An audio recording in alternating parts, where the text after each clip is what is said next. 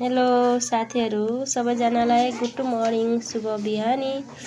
आज मैले ठन्डी मौसममा पकोडा बनाउँदै छु। हेर्नु यो हो मिक्स साग, यसमा छ सरसौं साग, प्याज अनि मेथी। यसमा मैले हेर्नु प्याज मिसाउँछु अनि अदरक, लसुन, खुर्सानीको पेस्ट अनि काटेको खुर्सानी। अनि अब मैले हल्दी राख्छु अनि फेरि लाल मिर्च अनि नमक राखौँ आफ्नो स्वाद अनुसार है। यो मैले मसलामा मोलिसके। अब मैले पकोडा बनाउँछु है। धेरै मसला पनि राखेको छैन मैले।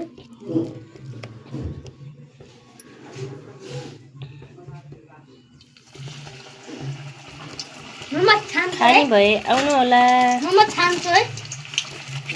गरम गरम पकोडा बनाउँदै छु।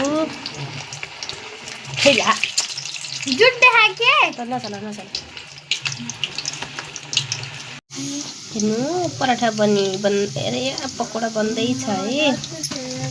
हजुर खानको लागि रेडी हुनु। यो बनाएको छु मैले मिक्स साग पकोडा है।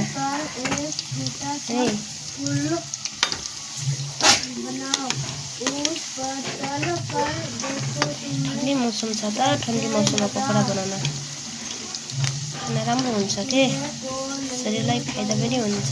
हृदयबाट पकोडा बनाएर खानलाई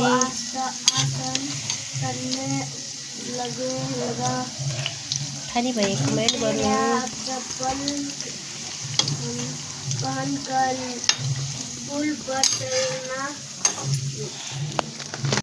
हाम्रो पकोडा रेडी भयो। हजुरहरूले कसलाई पकोडा मन पर्छ कमेन्ट गर्नु होला। हेर्नु यो हो मिक्स पकोडा, आलु, प्याज अनि पाछ्युको साग अरे मेथी अनि प्याजको साग मिसाएर बनाएको। हजुरलाई कसलाई मन पर्छ कमेन्ट गर्नु होला। अनि ठन्डी मौसममा गरम गरम पकोडा बनाएको छु। खानाका लागि आउनु। कसलाई मन पर्छ कमेन्ट गर्नु होला है।